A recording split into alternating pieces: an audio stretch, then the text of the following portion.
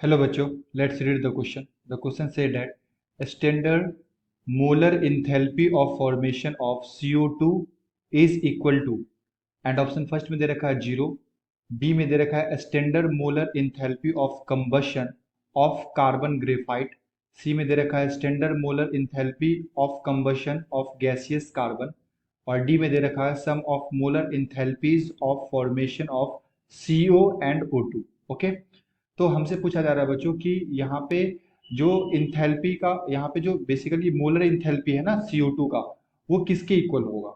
Okay, तो आइए बच्चों चेक करते हैं इसका की concept.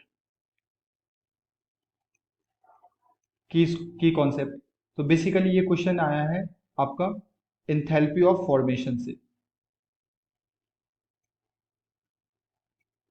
enthalpy of formation, okay, and standard molar enthalpy of CO2 is equal to।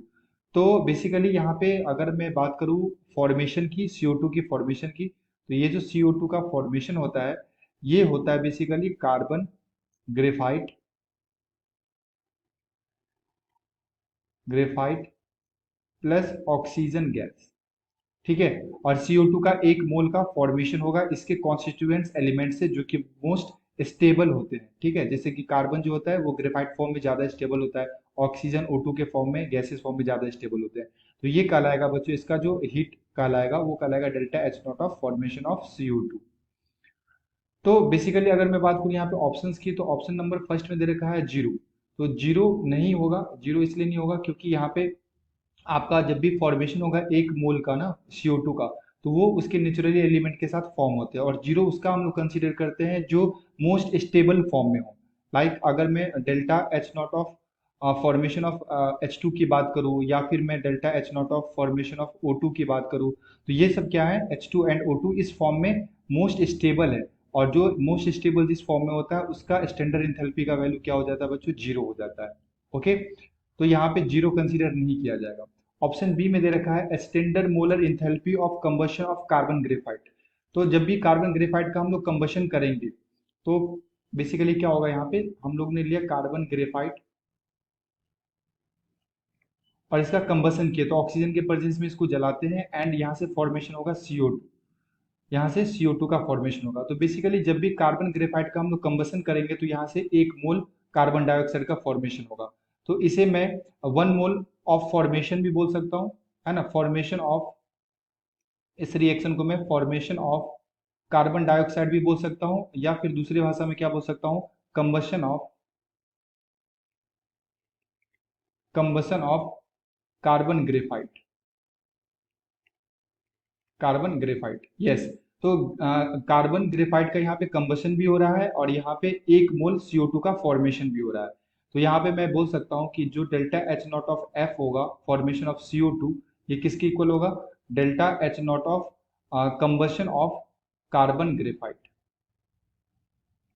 Graphite के इक्वल होगा। ओके, तो ये स्टेटमेंट करेक्ट है यहाँ पे। अगर आप सी ऑप्शन को चेक करो, तो यहाँ पे सी ऑप्शन में क्या दे रखा है, standard molar enthalpy of combustion of gaseous carbon. तो यहाँ पे बच्चों गैसियस कार्बन के साथ जब भी हम कंबशन करेंगे, ये गैसियस फॉर्म में होगा और इसका जब भी कंबशन करेंगे तो CO2 तो बनेगा, बट फॉर्मेशन का तो सिंपल मतलब ये होता है कि उसके मोस्ट स्टेबल फॉर्म से हो। तो carbon gaseous is not most stable form, so यहाँ पे हीट ऑफ फॉर्मेशन जो होगा वो heat of combustion of carbon gaseous के इक्वल नहीं होगा। ओके, तो यह भी हमारा आंसर नहीं होगा। अगर ऑप्शन डी की बात करूं, तो ऑप्शन नंबर डी में दे रखा है sum of molar enthalpies of formation of CO and O2। तो जब आप CO एंड O2 का इंथैल्पी को ऐड अगर आप करेंगे ना इसके फॉर्मेशन की, लाइक CO है हमारे पास और उसके बाद O2 है, टू गिव CO2। तो अगर आप इसको ऐड करते हैं ना दोनों के इंथैल्पीज को, इसके दोनों के फॉर्मेशन के इंथैल्पी को, तो ये भी फॉर्मेशन ऑफ CO2 के इक्वल नहीं आएगा। ओके, तो ये भी हमारा करेक्ट ऑप्शन नहीं है, ये भी हमारा करेक्ट ऑप्शन नहीं है। कौन सा होगा, ऑप्शन नंबर बी हो जाएगा बच्चों हमारा करेक्ट ऑप्शन। इस केस में हमारा जो कार्बन का ग्रेफाइट का कंबसन रिएक्शन है, ठीक है, एंड CO2 का जो फॉर्मेशन है, इस दोनों का इंथैल्पी क्या होगा, इक्वल होगा। ओके, तो हमसे ये पूछा गया था। So the appropriate answer is option number B. Option number B is the correct answer. I hope you will be understood it well. Best of luck, thank you.